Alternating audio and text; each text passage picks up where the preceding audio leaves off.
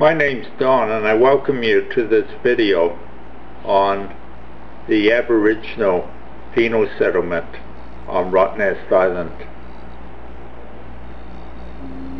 Aborigines have been occupying the Rottnest Island area for at least 10,000 years.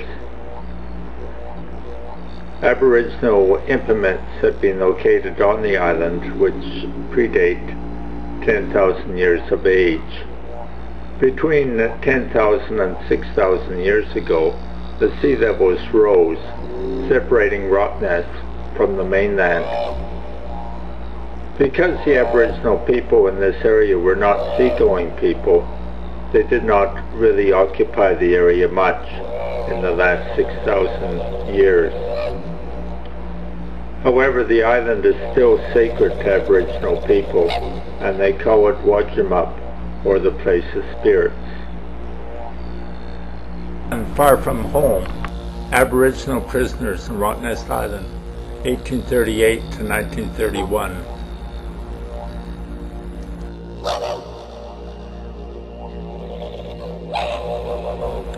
And there's lots of articles as well. Now the location of Rottnest. This Google shot shows the location of the penal colony on the island.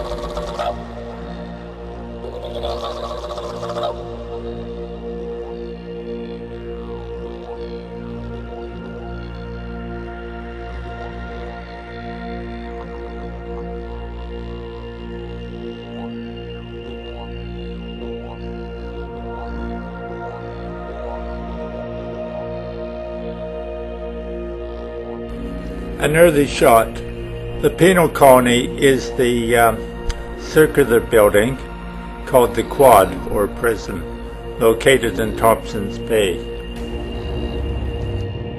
This modern tourist map calls the prison the Rottnest Lodge. This aerial shot clearly shows the prison. The buildings at the front were used for the prison guards. A recent Google shot of the prison.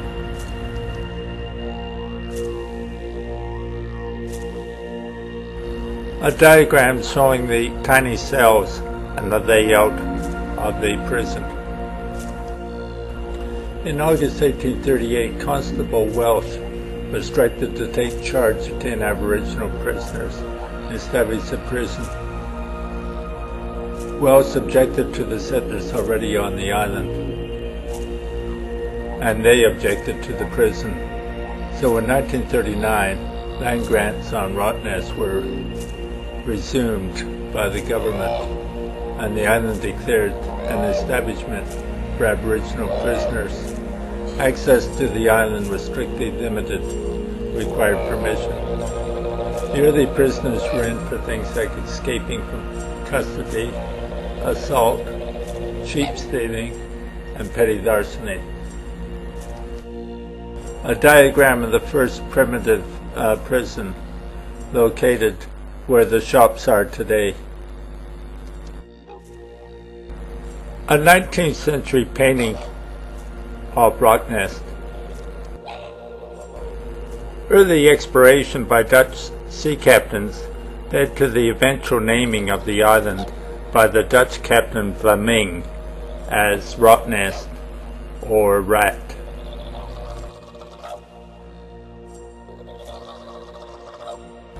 The Quad, or prison, was built in 1864 to accommodate 150 Aboriginal prisoners and some wardens.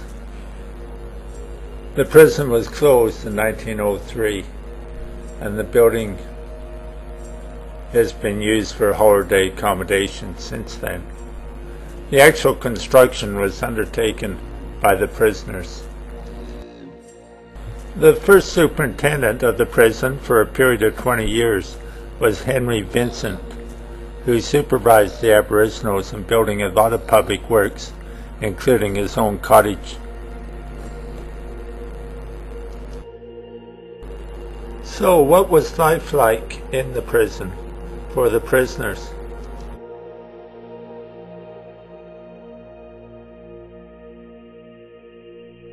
Between 1838 and 1931, Rottnest Island was used as a penal establishment for Aboriginal people who were sent there for such trivial offences as burning the bush, digging vegetables, or spearing livestock on what had been their own land.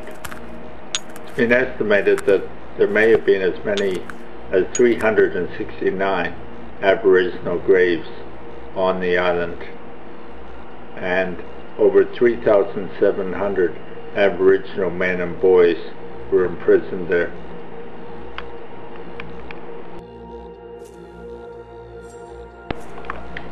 Prisoners' lives were harsh. They were kept in heavy chains. In 1846, a French priest described blacks of all ages being taken to Rottnest in chains. These poor unfortunates are sent there for the least fault, but their stay only serves to brutalize them. They were kept in overcrowded, poorly ventilated cells, given inadequate food and warmth, and suffered under severe brutality. The death rate was 10%. Influenza or the flu killed 80 prisoners in 1883. A state commission noted that the superintendent had fed the horses vegetables while prisoners suffered nutritional diseases. Superintendent Henry Benson was accused of beating and murdering prisoners. In 1875, the press referred to Rottnest as the black man's grave. In the 1880s and 1890s, black resistance grew in the northwest against the white encroachment of ranchers. Blacks were sent to Rottnest Island on the slightest suspicion. 28 men in the vicinity of speared cattle near Carnarvon were exiled without a fair trial. In the face of criticism of such practices, the Legislative Council conceded that they had been illegally sentenced, but simply passed retrospective legislation validating the conviction. Rottnest, argues Green, became the final answer for holding those too wild and rebellious to submit. It deteriorated into one of the most heinous prison systems in Australia. Toussaint argues that colonial violence is the strongest recurring theme in the history of Aboriginal European relations in WA. Some settlers felt that white survival required such harshness. The blacks were the ones who settled Rottnest. They cultivated wheat and fodder, tended stock, constructed their own houses and prisons, a lighthouse, and roads. They used picks to extract stones, salt, and lime shell. They even managed 9 amazing escapes between 1838 and 1916. In 1848, 8 men tunneled under the wall and escaped by boat.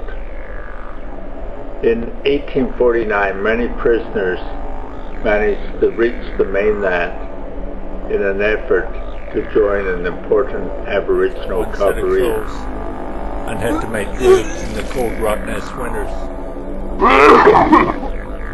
Nights were spent sleeping on a timber floor in terribly cramped and filthy conditions. Up to 10 prisoners at a time were crowded into cells, measuring 10 by 5 feet, 6 inches. There was no sewage. The cells were each morning. The smell was incredible. The diet was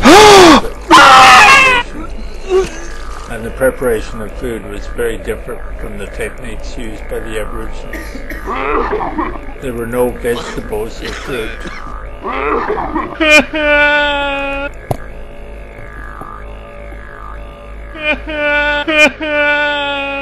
Between 1850 and 1855, Rottnest Prison was virtually closed. However, Thomas Vincent returned with 27 new prisoners in 1855 because of problems of keeping Aboriginal as prisoners in the mainland. In 1856, the farm buildings, haystacks, and barn and prison were damaged by fire. The prison was located where the present shopping centre is. A new prison was built by Thomas Vincent with his Aboriginal convicts and was completed in 1864. The octagonal building was situated behind the old chapel. Vincent retired in 1866 and was succeeded by a more humane superintendent, Captain William Jackson, who was superintendent for 17 years. Under Jackson, the Aboriginal prisoners at least were allowed to hunt quokkas on Sundays.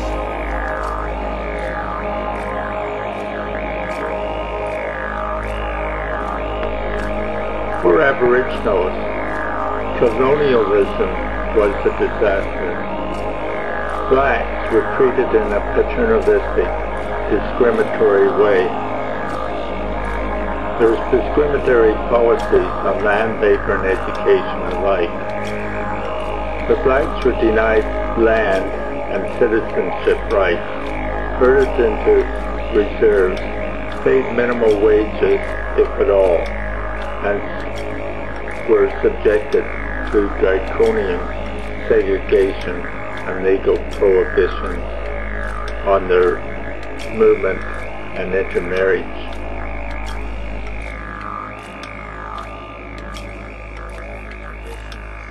In which these prisoners lived. Following the closure of the prison in 1903, the quad underwent a dramatic change. It was converted into a hostel to accommodate Rottnest holidaymakers. Completed in 1864, the quad was the second prison to be built on Rottnest after a fire had destroyed the original one.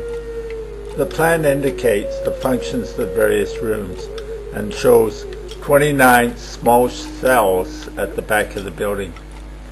Even in its days of operation, the quad was infamous for its terrible conditions. The cells were no larger than 2 by 3 meters and were at times occupied by 5 prisoners. The men slept on the floor with only a thin blanket to keep them warm. Cells had no furniture, sanitation, fireplace, nor windows. In these conditions, disease spread easily and claimed the lives of many men. With the discovery of Rottnest as a holiday island, the former prison building was given a new lease of life as a hostel. The first 10 guest rooms were created in 1911 out of 20 prison cells. 3 additional places were created in the perimeter.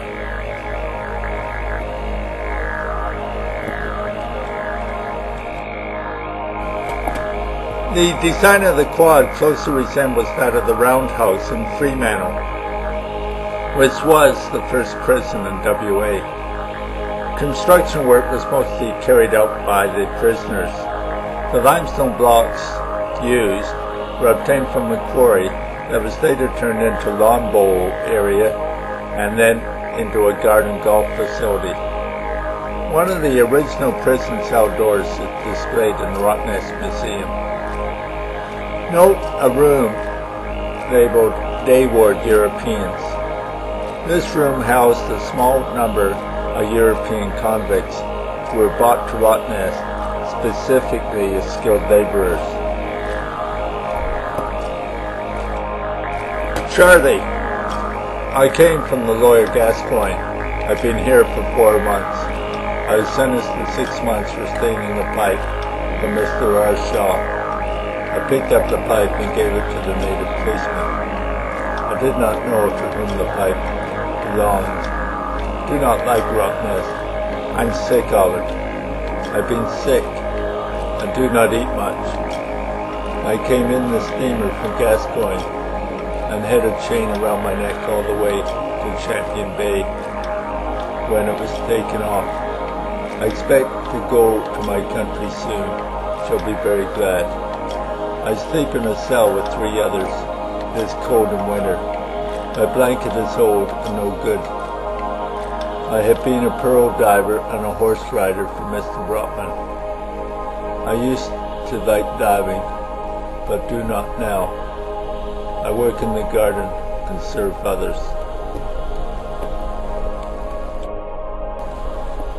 So large was the death rate that in 1884 a commission was appointed by the governor to inquire into the treatment of Aboriginal native prisoners in Rottnest. There's always a strong smell in the morning, and some of the civilized natives have complained of it. The itch is very common among the natives, and influenza and chest complaints are prevalent in the winter. And the more severe the winter, the more deaths occur from chest infections. Some of the prisoners in 1886, mostly from the northwest during a period of trouble, in for murder, hut robbing, disorderly conduct, cheap stealing, petty larceny, escaping from custody, assault of a Chinaman, and sheep stealing. A museum display of a few artifacts from the original quad, such as a hoe for digging,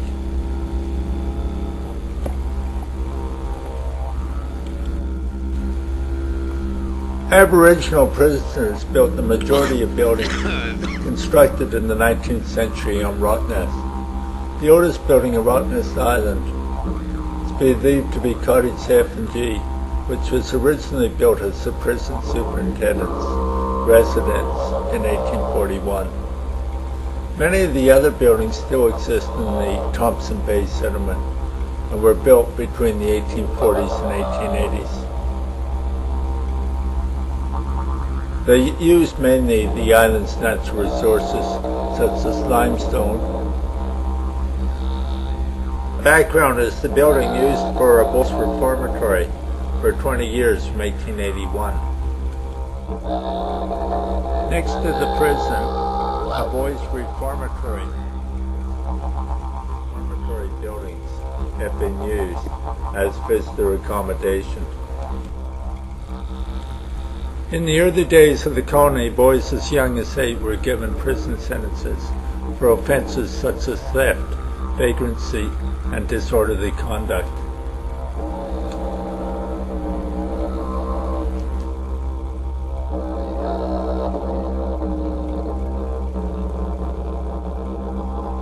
The reformatory for boys produced their own fruit and vegetables in gardens nearby. This plan shows the building and how it was modified over the years.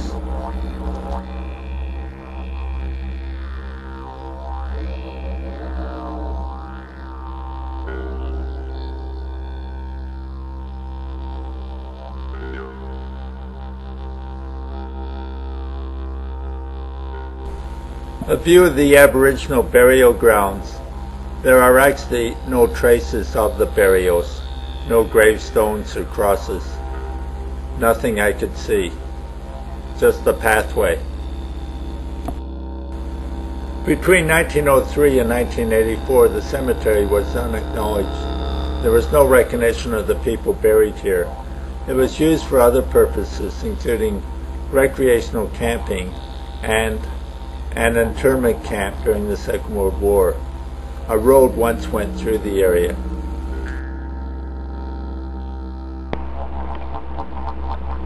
Rottnest continues to be a symbol for Indigenous people. Controversy has erupted over the discovery of skeletons in tourist Penal.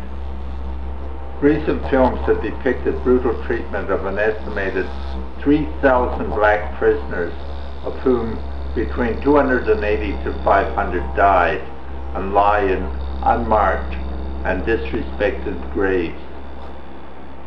Rottnest's history is nothing to be proud of. The recent Aboriginal poet Graham Dixon evokes the insensitivity of tourists on Holocaust Island, who are oblivious to the skeletons in their cupboards of deeds most foul and vile. Sally Morgan's vivid painting, Holocaust, depicts holidaymakers frolicking on Aboriginal graves. Efforts to sacralize the site have been rebuffed by successive governments. A recent claim has stated that converting the former cells of the Aboriginals into tourist accommodation can be compared to turning Austerwitz into holiday cottages.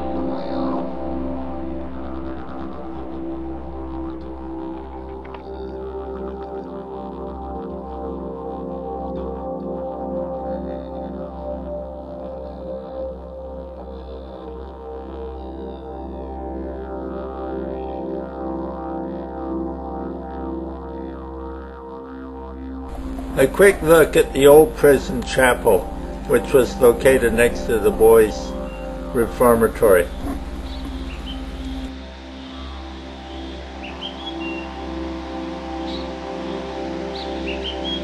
The chapel was built by Aboriginals under Henry Vincent and is a prime example of colonial architecture.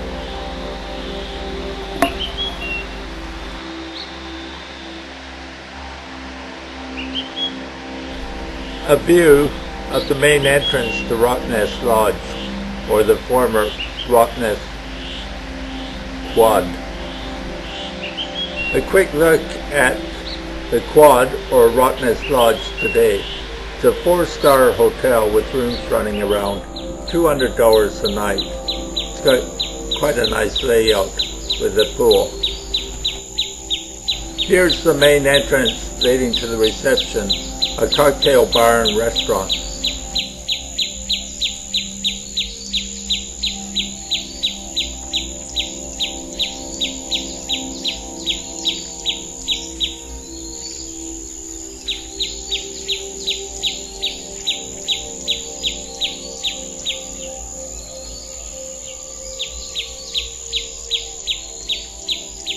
Thanks for joining me, dear visitor, to this production on the Rottnest Penal Settlement. Have a good day.